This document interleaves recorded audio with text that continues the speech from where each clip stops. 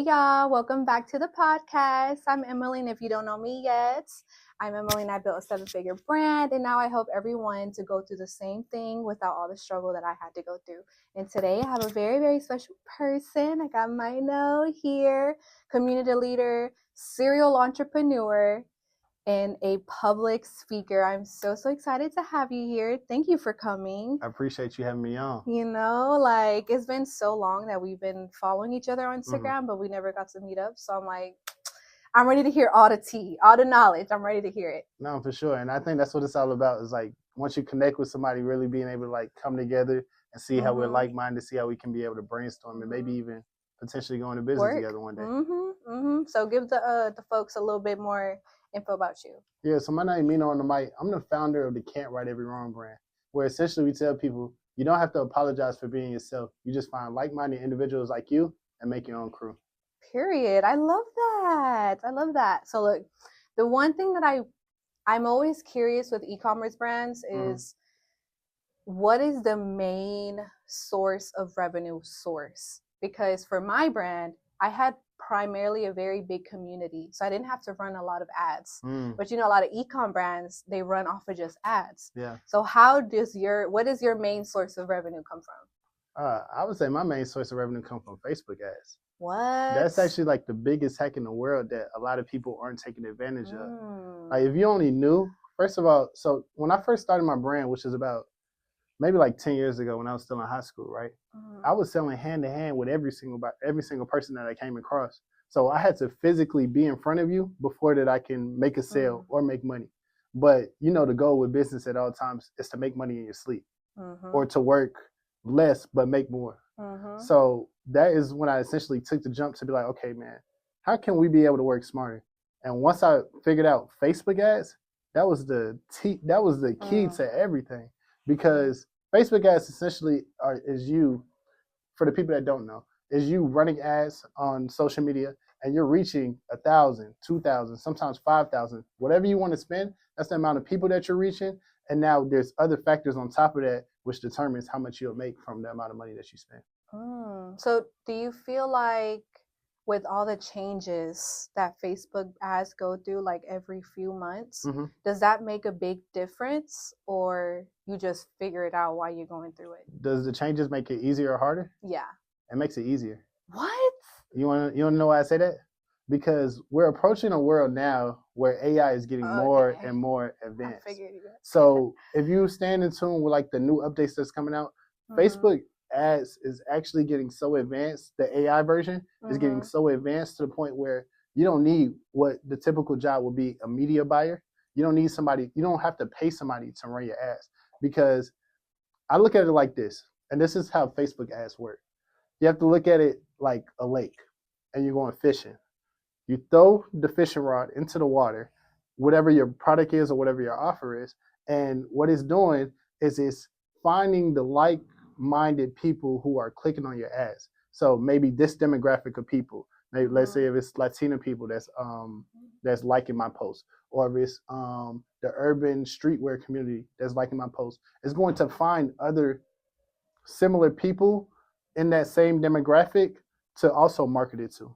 So if I send it to you, and let's say you come across one of my posts and you like it, maybe your cousin or maybe your friend or maybe somebody that even follows you, Facebook is going to go ahead and also target them, because if you like my post and you follow me, then somebody that follows you may also like my post. So that's the beauty about Facebook ads. So in a way, it's like whoever likes it is low-key like an influencer. You don't even really need influencers like that, because it gets retargeted to all your following. You know what the funny part about that is? We're actually approaching a world where everybody is becoming an influencer. I actually went to an entrepreneurship conference last week, and everybody is walking out with their phones like this the entire time.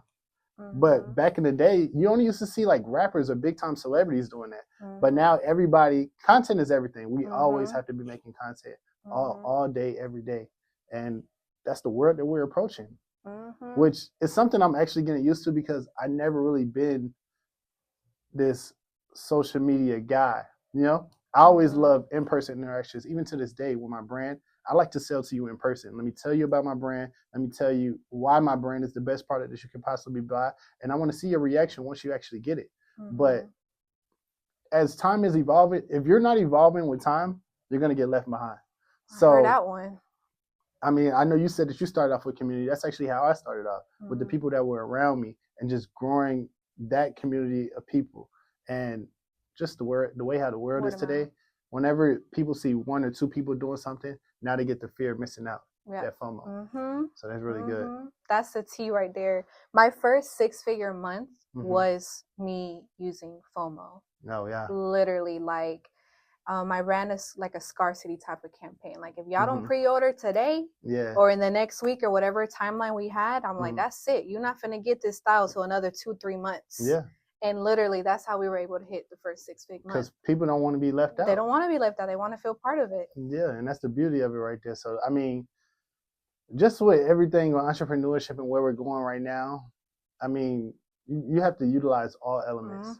And as you utilize these elements, you begin to grow in miraculous ways, like especially like whenever we're talking about just selling online.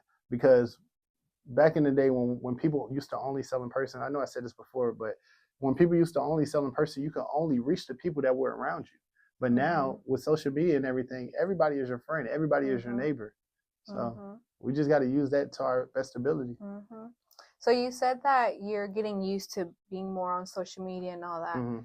What do you say for people that are like you, that are not used to, you know, being that person? Because I get asked all the time, like, oh, how are you so confident? How are you able to do all this stuff? I'm like, I was low-key born with this. So it's so hard for me to give somebody advice on that. What do you give advice for that? If you already have a business right now and it's already working, do exactly what you're doing in person, but take it to social media. And now just you can use the boosted posts, or you can use Facebook ads, and now you're just using whatever method you were using before, but you're 10xing it, 20xing it. And that's the beauty of it. If you're somebody who hasn't even started on the social media, you haven't started on getting into business, but you're trying to look into ways to be able to make content, figure out what problem that you can solve for people, you know? So 9 times out of 10, whenever you're starting a business, that's actually the rule number 1 to starting a business is you have to find the problems to solve. So what were you selling that you made your first 6-figure month? Shapewear, literally shapewear. And I mean, to me, it was one of the easiest businesses so far because for women, we want to look good all the time. So me being able to say, hey, like, put this on and you finna look like a 10, or at that time, I mean, BBLs and all that is still trending, but at that time, that's when it really started to trend. Like, everyone was getting BBLs, everyone was getting tummy tucks. And that's how I offered it. Like, if you buy this shape or you put it on, you finna look like you got a BBL, and that's or you got a tummy tuck. That's how people want to look. And that's how the sales came in. And I mean, it doesn't give you the, you know, like the forever effect, but at least for the moment, for those people that have exactly, for the night, for the moment, for especially like that time when you got a date night, you want to go out on a dress, you want to go out in that tight dress. Sometimes when you know, if you're going to go out to eat to dinner, you know, you might be a little bloated after. So that's the beauty of it. So again, you always want to find a problem that you can solve for people.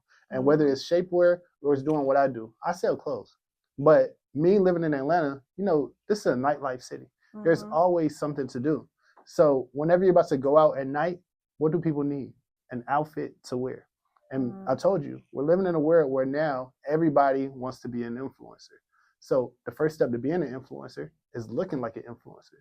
So my job is to make sure that you are dressed apart, that whenever you wear out, we're always going to have some type of extravagant look with what you wear that people are stopping like, hey, I really like your shirt, or getting some type of compliments. That's what brings people back. And that's where our community aspect comes from.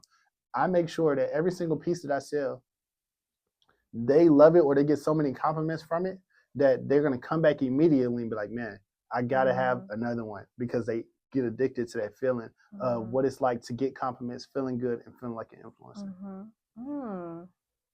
And that was going to be my question, like, what is their selling aspect when it comes to clothing? Because there's so many. Yeah. And that's what people be so scared of. I'm like, just because there's so many doesn't mean that you can't do it. Just bring it different. So there's a lot, but there's also different categories to it. So when it comes to clothing, there's people who want clothes, but they just want it cheap. They're not really trying to spend a high amount of money on clothes. There's other people who want to just be comfortable. They'll pay for comfort. But there's the third segment of people who want to really put that on. You know, they really want to dress and they want to look nice. That they will spend whatever amount of money, even if it takes being uncomfortable. Because you know, there's people who will buy expensive heels and they know their feet is hurting. They got a second pair of shoes, but if you look at the bottom of it, it got some red because they got some red bottoms on them shoes. But they don't care because they care about that status. There's two things that people care about: status and money. People care about status and money. So they want to look like money and they want to look like they got some type of status. They want to look like they are somebody.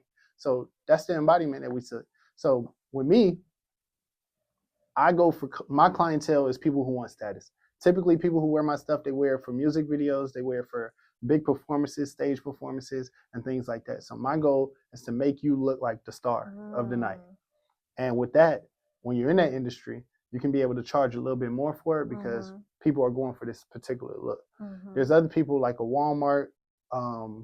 It's like comparing like Walmart to Target or Walmart to any big name store. Like Walmart sells the cheapest prices, but they play the volume game. And if you think of a clothing brand like that, you can think of like a H&M, right? So, I mean, you got to really just think about what type of brand do you want to be? What type of person are you? Because business always starts with you know? And whatever type of person that you are, you solved the problem for yourself already because you know exactly what your ideal customer wants because you're doing it for yourself. Now, when you do that, you just multiply it, and now people are coming up to you and they're asking you questions, and you answering the question as if you were answering it for yourself. So I'm basically playing the role of a stylist. Like, hey, this is the best thing that you should do. You should put this outfit with this and or with these shoes, and they'll look really nice. And that's my problem, and I'm solving for my customers. That's interesting because one of the things, like I always thought of having like a clothing brand or something, but I was like, how can I make myself distinguish out from all the other women fashion brands? But I didn't never think of that. Like you're actually you have your demographic. Like you want to look like you stunting tonight. You need to shop with me. In some aspects, shapewear is clothing. Yeah. It's the accessories. Yeah. Because even with me, that's like if I was to sell maybe like boxers or if I was to sell like the undergarment tees. I know one of the biggest things with me is like let's say like if I wanted to sell like white tees, that's white tees can be an accessory to your outfit, but I mean accessories make the most money if you really think about it. Jewelry. For women, bags, shoes. Yeah. So in some aspect, that is clothing. I want to talk about what we were talking about off camera before that I think is so important for a lot of entrepreneurs to know about going to the conferences. Like business conferences. Yes. That's my favorite thing to do. Like, yes, go to the business conference, learn all the information, but it do get very repetitive. Yeah. But the most important aspect is the networking. Yeah. I think a lot of people undervalue networking. Like 100%. they like, oh, I just show up to show up. 100%. Let's talk about that. Yeah, so we were having a conversation just recently. There's a big entrepreneurship conference that comes to Atlanta every single year. I like to describe it as the Super Bowl for entrepreneurs because entrepreneurs come from all around the world to the city of Atlanta to be able to network, most importantly, but also meet their favorite entrepreneurs. So the same way how like if there's a concert that goes around in the city, like a Rolling Loud where they bring all the top artists from all around the world to this one place to come perform, it's basically all the top entrepreneurs. 6, 7, 8, and 9. That's crazy. 6, 7, 8, and 9-figure entrepreneurs all come into one building to be able to present and help other business owners being able to grow their business. So that's the beauty of it. But what I was telling her is whenever I go to these entrepreneurship events, I'm normally not in the room where the speakers are speaking. And the reason why is because I feel like that's typically for like the beginner entrepreneurs whenever you're just now starting out. Is now you want to sit there and listen to be like, okay, this is how you start your business side. This is how you be able to grow your business. But if you're already seasoned in business, I feel like the real gems come from networking with like-minded people that are in the same room as you. Because me and you might be speaking. You made 6 figures in a month. And I'm like, oh, well, how did you do that? And now you put me down on something that I never even thought about. You could be like, well, I use fear of missing out. And every single time when I'm about to drop something, I tell my customers that I only have 50 available. Even though that we really might have 200 in stock, I tell them we only have 50 available, and I send out an email blast. I might send out one a day before, but then on the day of, I send out an email blast 12 hours before, and then you don't send the SMS the day before. You send the SMS the day of, maybe 1 hour before, because the SMS is going to come to their phone. You don't want them to unsubscribe. Boom. But you just gave me a whole blueprint on what you did. And let me tell you the beauty about these types of events. So I told you, it's the Super Bowl for entrepreneurs. 6, 7, 8, and 9-figure entrepreneurs. So typically, if I just meet my favorite entrepreneur on the street, if I see them at the gas station, and I say, hey, bro, I see you really successful on Instagram. How did you do it? They're going to be a little bit hesitant to tell me. Or they might give me just partial information. But due to the fact of the type of room that this is, through your conversation, it pretty much qualifies what level that you're on. Because anybody can come in there and flex and say, hey, yeah, man, I make $1 million a month, which there's people in there that really does that. But if you tell me that you make $1 million a month and I also make $1 million a month, I might ask you a question, but if you're answering the question, but you're kind of stumbling or it just don't sound like you really know what you're doing, I'm like, you're not really doing. I can't trust them, you know? Right. But whenever you get into these rooms and you're having these conversations, there's 3 things in business that you always want to have. You want to get people to know, you want to get people to know you, you want to get people to like you, and you want to get people to trust you. So if you're telling me that you're making $1 million a month, but I'm asking you certain questions, you can't even answer it, now you're kind of losing that trust part. And if you're losing the trust part, then you're kind of taking away from the know and the liking, right? So moral of the story where I'm going with all of this is that people are freely giving game, like $1 million worth of game. They're not even charging you for it because we all as entrepreneurs have a competitive spirit. So being that we have a competitive spirit, we want to seem like the smartest person in the room. But humbly, like we're not competing, but we're humbly trying to seem like the smartest person in the room. If I give you game, you're going to give me game right back. Just how entrepreneurship works. I never understood people who get into business and they say something like, I don't like people. How don't you like people? The people are how you build your business. Exactly. Like in a literal aspect. And the more that you help people, the more that it comes back to you. It's just the natural laws of the universe, the natural laws of business. So I love entrepreneurship conferences, and I encourage every single person to go to entrepreneurship conferences because it's the type of environment, the type of motivation, the type of inspiration that you're going to get from being around like-minded people like you who are successful. You're going to leave out there and you're going to run up the biggest bag ever just off of the energy that you were around.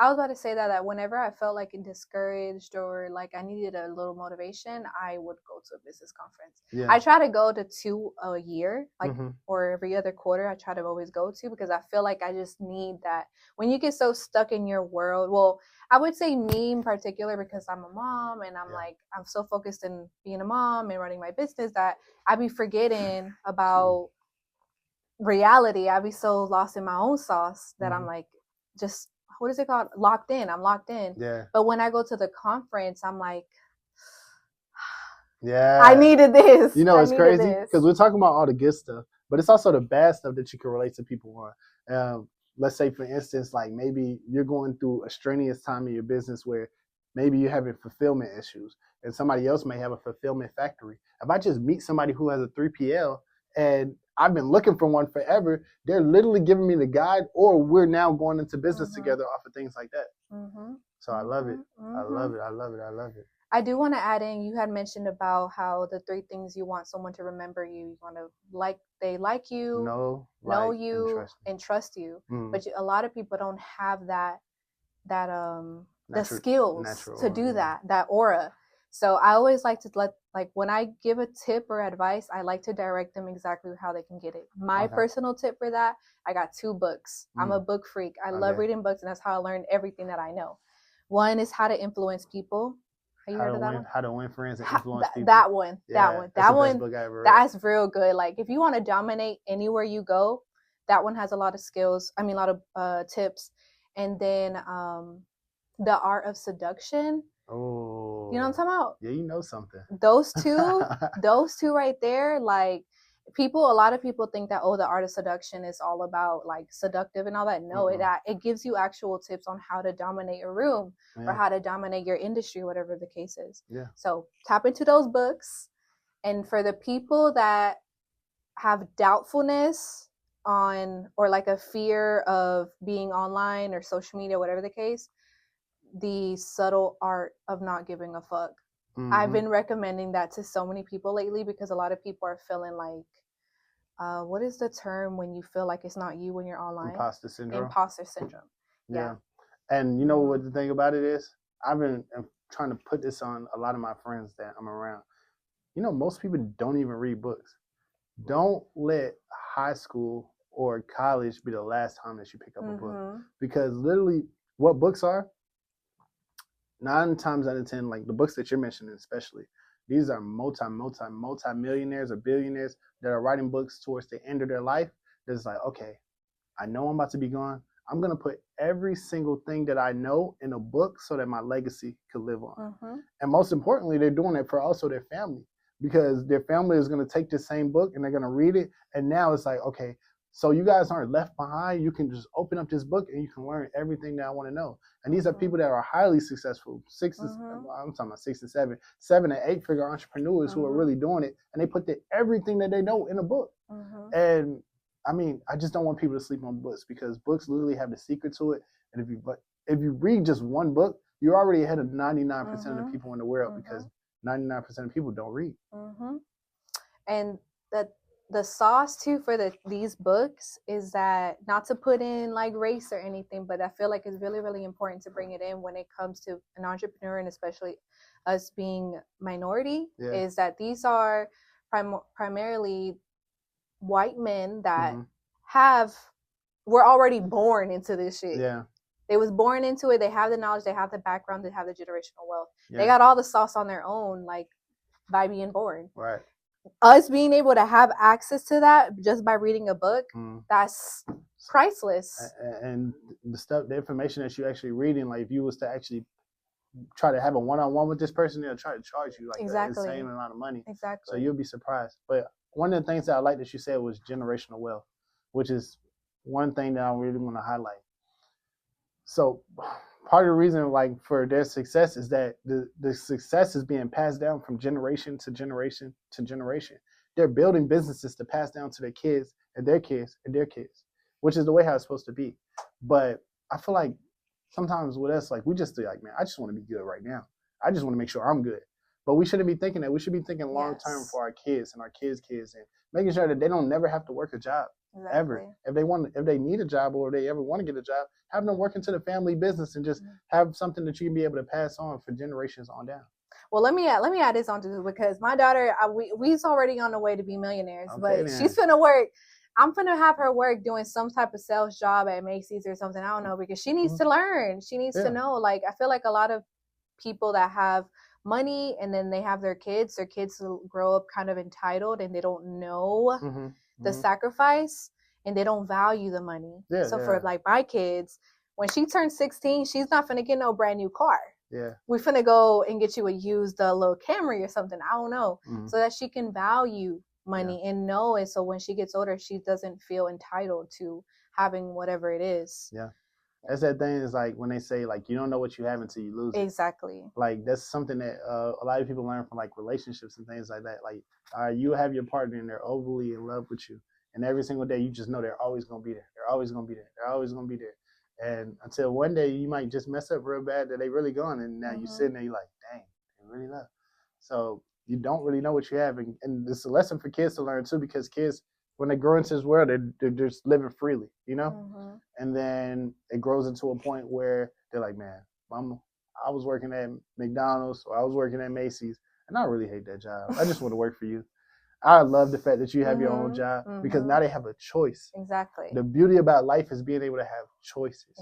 And that's what I love about entrepreneurship, is to give you that free will to, like, maybe I might want to go back to working a job, or maybe I'm going to just go a little bit harder in my business. You have a choice. And that's what life is all about. And just in general, generational wealth, I mean, just the fact that whoever's watching this is watching it now, like, you're already making the impact of building that generational wealth for your family.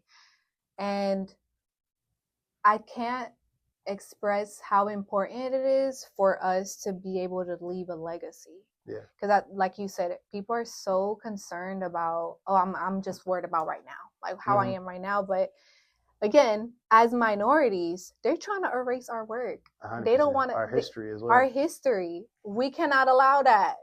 We cannot allow that. In us building the generational wealth, building the knowledge, allowing us to learn from one another and continuing to share it, that is how we're going to leave a legacy. I personally, that's my goal. I want to build a legacy for on and on and on, because when I pass away, I want my family to be okay, but I want my generation, I want my minorities to be able to be superior and be able to do whatever the fuck they want. Yeah. Whoever you allow to feed you, you allow them to control you. So that's the reason why we need to not only be implementing the things that we're talking about, but also educating yourself. Educate yourself on history, because don't allow them to teach you your history, whoever them might be to you, but do your own research, even like your family history, because I've been going through this phase right now where I kind of was just doing a lot of self-reflection, just trying to figure out myself and figure out why certain things were how they were, or why I operated a certain way. And the thing about it is, we go through a series of programming our whole time growing up. Yes. So let's say when you're in school and you're failing this class, or you don't pass this test, and they tell you, oh, well, this didn't happen to me, but let's say if a teacher told a student and say, oh, well, there may be, they have a learning disability, which is what school tries to program you. Little do we know, school is programming to automatically make you think this is the right answer because they said so. You know what I'm saying? But who's to say that? Because we live in a evolutionary world where things change every single day. So it's not necessarily A plus B equals C. There's other ways that you can be able to get that, but they take the critical thinking aspect away from it simply because they want you to program you to just work a job. Because if you really, really, really want to think about it, why don't they teach entrepreneurship in school? Why don't they teach you about taxes in school? They want to teach you just enough so that you can be able to be reliant upon them, which is where that saying comes from. Whoever you allow to feed you controls you. So you're allowing them to control you. So don't let school be the last time you pick up a book. Educate yourself. Learn about business. Learn about personal finances. Learn about credit. Learn about where money even came from, like where money even started. Whatever your religion is, learn about God. Learn about a higher power. Learn about psychology. That's my favorite topic. That's my favorite topic. You see, I knew the reason I liked you. I love psychology, and yeah, learn about psychology if you do anything, because it's really gonna change your life in so many aspects. That's like literally my number one topic when I talk about e-commerce stuff. Like, it's a lot of elements to e-com, right? But I feel like psychology is the number one sauce. Yeah. Like if you learn how to master someone's mind, you can master sales in any aspect, wherever it's at. Psychology is the biggest part to e-com, because you got to think, you're not in front of your customer's face. So ideally, the best way, if you want to be a salesperson, or as you're running these Facebook ads or making posts that I'm talking about, you need to know what your customer is thinking before they're thinking it. What problem do they have? You need to know this beforehand without them telling you physically, this is my problem. You need to know about it. You need to do all your research on it, and you need to know exactly what solutions that they need at a click of a button like this. Because now when you're making your content, because we were talking about content, right? Now, these are the topics that you touch on when you're making your content. And if you hitting this, which are the problems that they're having, they're like, oh, well, she's knowledgeable. First thing they're going to do, follow. You know, that's the first step to the sequence to the customer's buying journey, which a lot of people don't know. They think it's just post one exposure and that's it. You know what I'm saying? Yeah. They post their business today and they're like, man, nobody's buying. I'm going to quit and I'm just going to go back to a job. No, you have to learn marketing psychology. So the first thing that they're going to do is they see you. That's the awareness stage. And I don't know it off the top of my head, so I'm not going to name all of them. But let's just go through it right quick. So the first thing they're going to do is they're going to follow you, right? Once they follow you, they're going to start looking at your content to see know, like, and trust, remember? So now they know you. So now they want to see if they like you. So they're going to watch your content to see, does this person really know what they're talking about? Are they genuine? And do they really ship? Well, the ship part comes into trust. So they're trying to see if they like you. They're going to look at your content. So then it comes to the trust. This is why you want to post the behind the scenes of your business. Don't just post all the lifestyle content. It's not about that. Post you shipping out orders. Post you actually making the product, if that's something that you do, or post you selling it like how I sell clothes. That comes with the trust part. Once you get past that, that's 1, 2, 3. And let's say if they don't buy on that third stage, right? That's when you want to start offering the different discounts. 20% off, free shipping here. Buy one, get one free. That's the fourth stage. If they really, really not buying, then when it comes to things like I do, which is the Facebook ads, you want to retarget them and just keep hitting them. Keep hitting them with different content, show different people. They call it UGC. So maybe I might get you, when I sell women clothes, I might get you to try something on. I'm like, oh, well, she's pretty and she's wearing it. It fits her really nice. I love it. Now that influences people to want to buy. Once you go through all these different phases, they say it's about 7 times when people need to see your stuff. Yep. I just gave you about 5 that's really good that you can be able to use.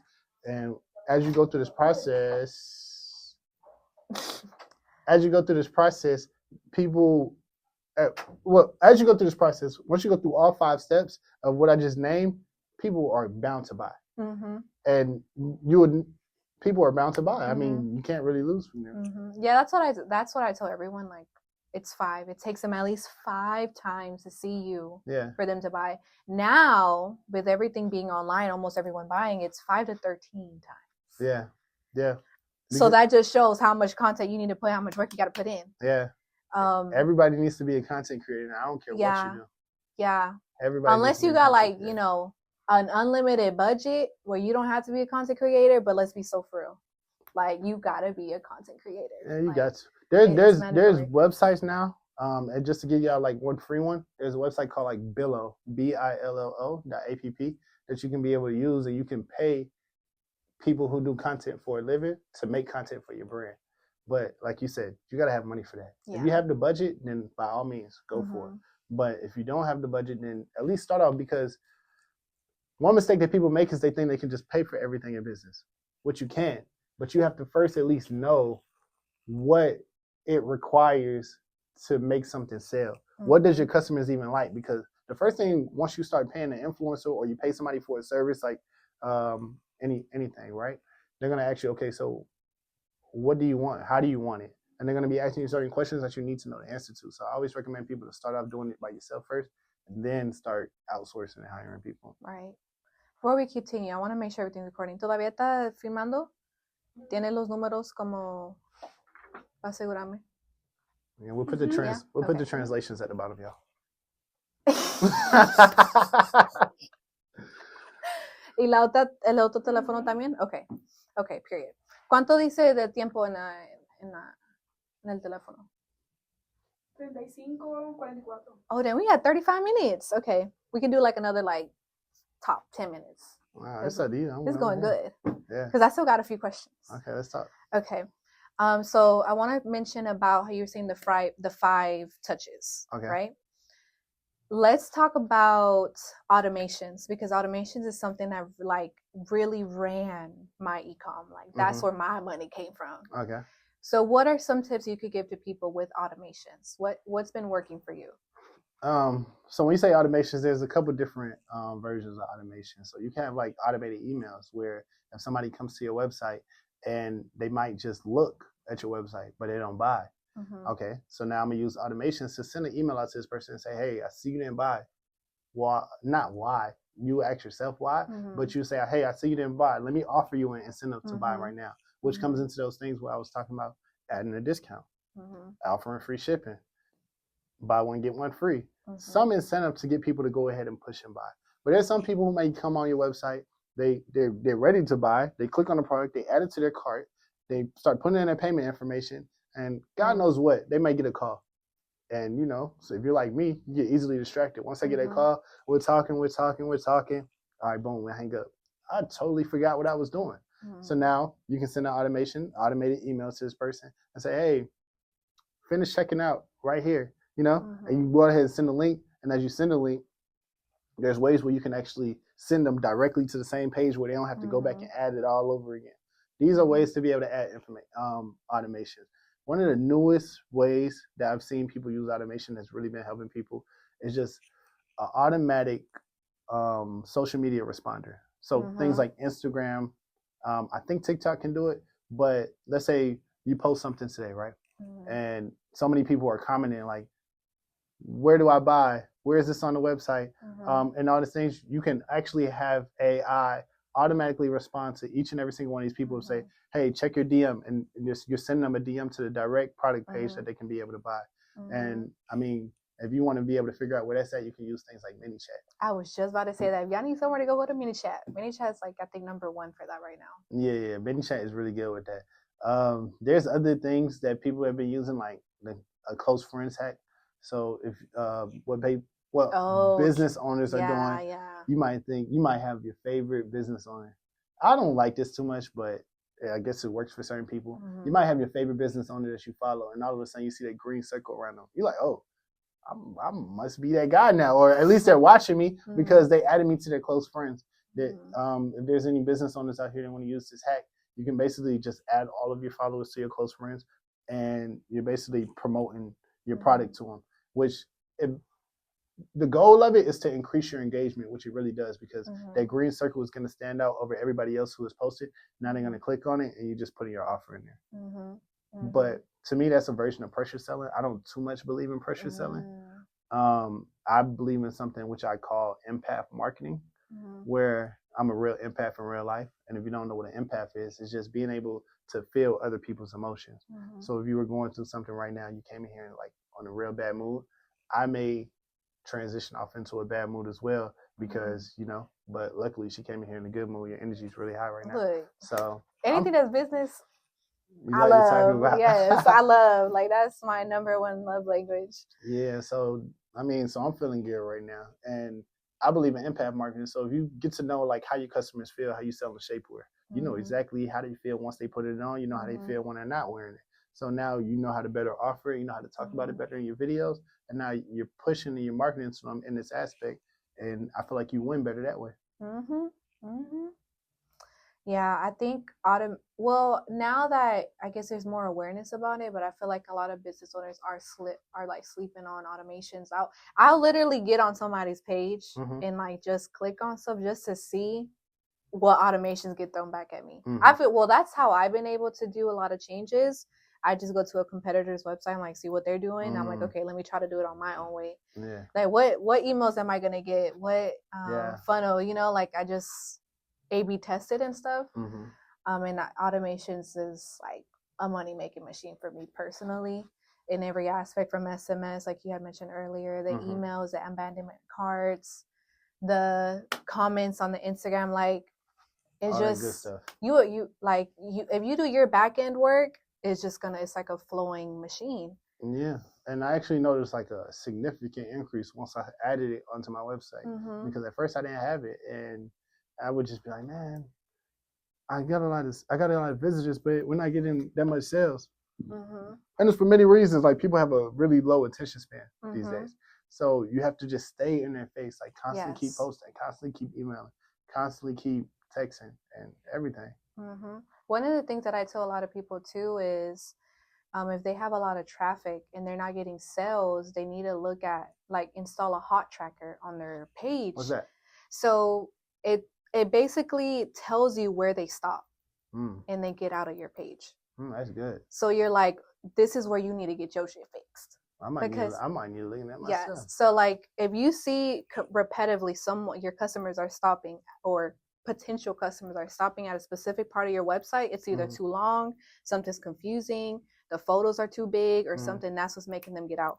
That's where you change it, because that's where like, oh, okay. Because of the attention span, they don't have a long attention span. They're not going to keep scrolling and scrolling. It's the same thing with with your conversions on your website. If your website is too lost in a sauce, you're not going to get any conversions, because it's all over the place. You got to make it cohesive, the branding, in general, with everything, right? Yeah. With branding. But the hot tracker, that's what I tell a lot of people. If you have a lot of traffic but not a lot of sales, it's something on that landing page or your product page is just it's getting them lost. It's confused. And I say, because there's multiple points to it, right? So the first thing is just getting people to see your brand. So, all right, boom, you're getting a lot of traffic. That's good, because you're getting a lot of people to see your brand. So now the next step that you want to fix is the amount of people that buy, which the formal term for is your conversion rate. So you're getting people to see your website. Now, how can we improve the conversion rate? how can we improve the amount of people that come to this website and they actually buy something? Mm-hmm. And you can do that a lot with like introduction offers. Like maybe the first thing that you sell, listen to this part. The first thing that you sell, you might not want to charge like the highest amount for off gate because this is your introductory offer. They want to know that they can trust you. Mm-hmm. So you can sell something for not like low where it's cutting into your profit margin, but you can sell your introductory offer for a low price, and boom, if they receive it mm-hmm. and they like it, they're gonna come back and buy more. Mm-hmm. But boom, let's put it all together. So the first step, you want to get people to come to your website. You're getting people to come to your website. Now you want to increase your conversion rate, the amount of people that come and buy. And the third thing is you want to increase the amount that they spend when they do come and buy. Mm-hmm. So even though this is something I haven't implemented just yet. That's my favorite part.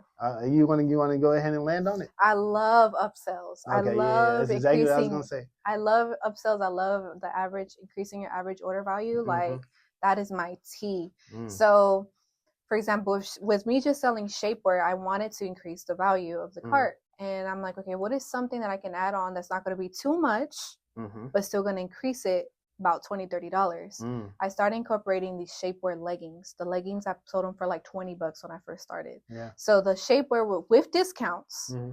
they were running around $50 to $70. I wanted to get them to like $100. Mm-hmm. So I added the shapewear, but I added a cart. There's a lot of apps on Shopify that have it, but the app that I love the most, the one that was currently on there is not. I got a programmer to do it in there, but when you're first starting off, it's called Monster Upsell or Monster Upcart. That's the T because they don't charge a lot for those. Yeah. But anyways, when they're at the cart, it gives them a timeline mm-hmm. of like, oh, you have this much amount left for free shipping. You know what I'm talking about, mm-hmm. like free shipping. So when they would add the leggings, it'd be right there on the bottom on their cart. Mm-hmm. They add the leggings. Now they're around $100 with the shipping and all that. And then they get like a little notification, free shipping. And then it's like a little confetti thing. It makes them feel like, oh my gosh, like I accomplished something, just something mm-hmm. so psychology. The psychology part we was talking about. Just psychology, just that little confetti and knowing that they filled up that little timeline thing mm-hmm. make them want to go buy more. Yeah, it's a dopamine effect. Yes. And that's the beauty of it. That's why I'm telling y'all learn psychology, you will learn to be the best salesman in the world. Mm-hmm.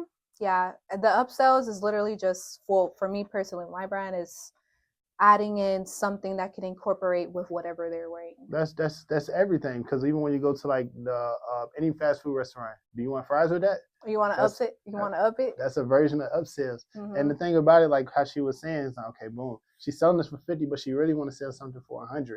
If you automatically come to the website for the first time, are you really just going to spend $100 with just a stranger? Mm-hmm. You may or you may not. But if I come in, okay, $50, you already start going through the process. The easiest person to convert is somebody that's already ready to buy. So, right. Boom. They got the $50 thing, they're about to do it. Okay, what if I offer you 2 for this amount? Or what if I offer you 3 for this amount? Now you're more likely to take that just because, I mean, to be honest, it'll make more sense. Mm-hmm. If I order a burger and fries and a drink for this low price versus ordering all 3 separate. So that's why I love this game. Because I love this game because it's all about it's a self-reflection at the end of the day. The more that you learn, the higher you become, the better you become in business. Mm-hmm. It's a self-reflection of who we are. Mm-hmm.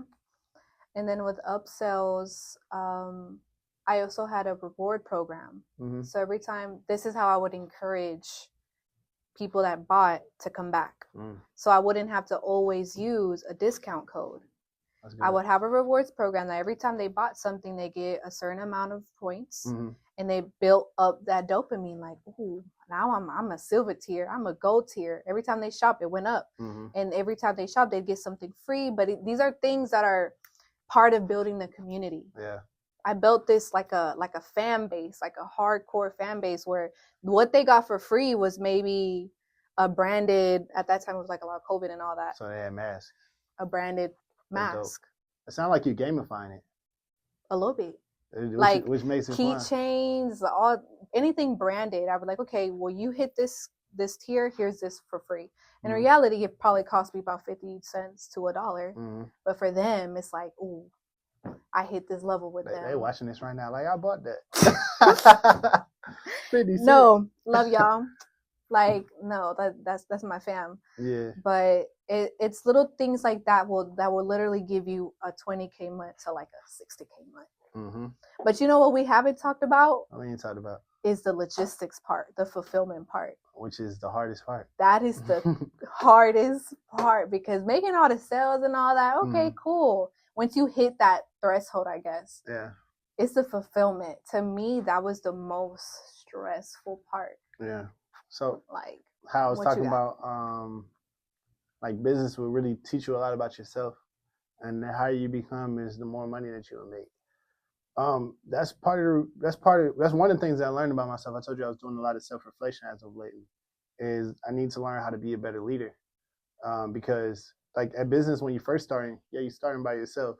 You have to start by yourself. You have to be self-motivated. If you're not self-motivated, who's going to be the one to drive the business, right? So me doing things by myself, I'm really good at it because I have this tenacity where I'm going to keep going regardless.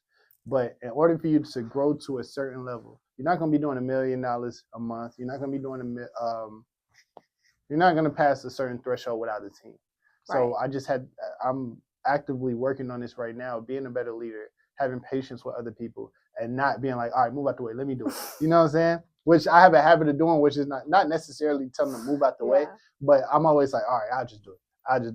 Yeah. But you have to have patience with your team. You have to be able to grow with them and allow them to ease into the role, learn how to release control, which I struggle with releasing control. If you let certain people tell it, they say, oh, that's a Virgo thing or whatever. But yeah, I struggle with releasing control. So I'm learning how to be a better leader and being able to grow and things like that, which comes into fulfillment, which we're talking about, is because once you start hitting a certain amount of orders, you're going to need people and now systems to be able to drive that revenue, to be able to make sure that you're shipping out on time, to make sure that your customers are happy, and keeping this company culture at all times. Mm-hmm. What would you say is the hardest part about fulfillment? I guess for me personally, fulfillment was more because half of the business was pre-orders because we got so many orders, and my manufacturing was my issue. So all of my shapewear comes from Colombia. Okay, I was going to ask was overseas. Yes, it's all from Colombia. In Colombia, they're still very much like old style type processing. Okay. Like you need to pay in full. Yeah. Before you even order. Oh, before. Type shit. Like before they ship it out, it needs to be full. Okay. You know how like you can make contracts with different manufacturers 100%. and stuff. No. So and it's like if I order a certain amount, and let's say that month I make more than what I thought, now I'm freaking out because I have placed this order for this amount, but I sold more, and now how am I get this other that I already ordered? Do you see what I'm saying? No, I deal with that too. That was my biggest thing. So basically what I want to say is that do your research when it comes to doing your manufacturing. Because they will literally be your number one stress of your company. It can be your best friend or your enemy. Exactly. And the thing about it is they kind of grow to a point, this ain't talking bad on nobody, but they kind of go to a point where they start to realize that you need them. Yes. So that's why I say they can either be your best friend or your enemy, no in between. Because right now I talk to my manufacturer almost more than I talk to anybody. And, Colombia, I'm not sure what the time zone is there, but mine is Pakistan and China. So they're calling, blowing up my phone at 2, 3 in the morning. Midnight, 2 o'clock in the morning. And I'm answering because there's certain stuff that needs to get done. So I'm in my bed, sleep. Hello? Yeah.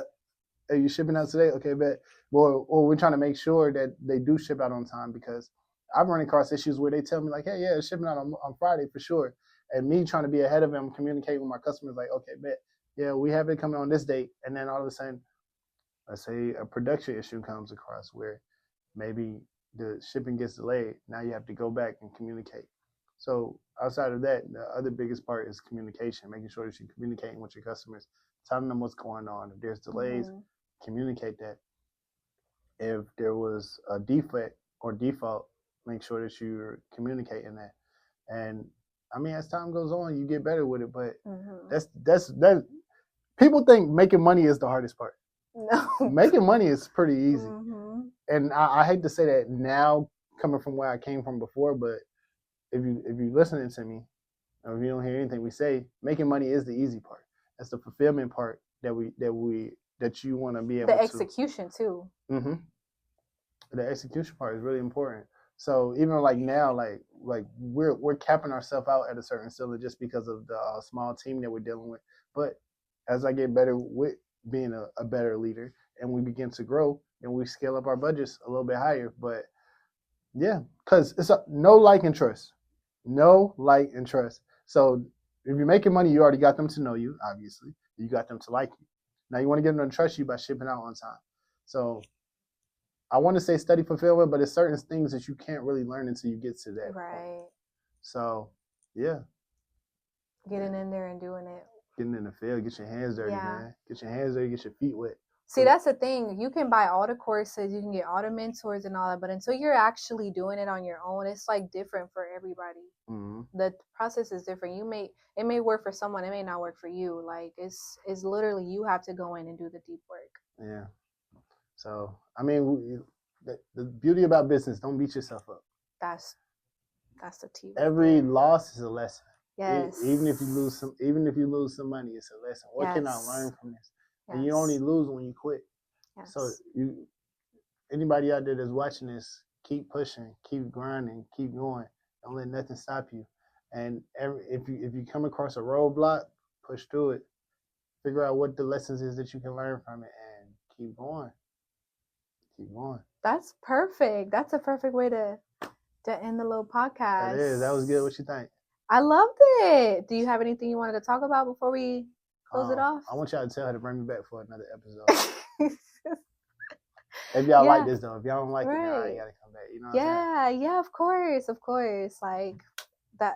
Look, anything about business, I love to talk about, and just to like spread the knowledge and learn about some things and just incorporate it into our day-to-day life. Yeah, I think I do got a message though. So with our crew, I mean, most importantly, what we push is just being yourself. Like, you don't got to apologize for being yourself, but until you actually be yourself, your full, authentic self, that's the only way that you're going to be able to find your actual purpose. Now you found your purpose, you're going to start noticing that life starts to flow for you a lot seamlessly. So don't listen to what anybody else is telling you. I told you, school, previous schools, and even our parents, because they grew up in a totally different environment that we grew up in. They've been programmed. It's up to us with all the information that we have. Get on YouTube University, learn from a mentor, hit her up. She made a lot of money. You know what I'm saying? And tap in and really learn the stuff. Don't fall into the programming. Break the chains of being yourself, man. That's all I got to say. Can't write every wrong, man. Let's get it. Period. Yeah. And that ends our podcast. Thank you so much for tuning in. Y'all already know where to find me, Emily Black, on all platforms. You want to give your media links? You can find me at Mino on the mic. That's MINO on the mic. Alrighty, y'all. So y'all have a beautiful and blessed day, and I'll see y'all next time. Let's get it.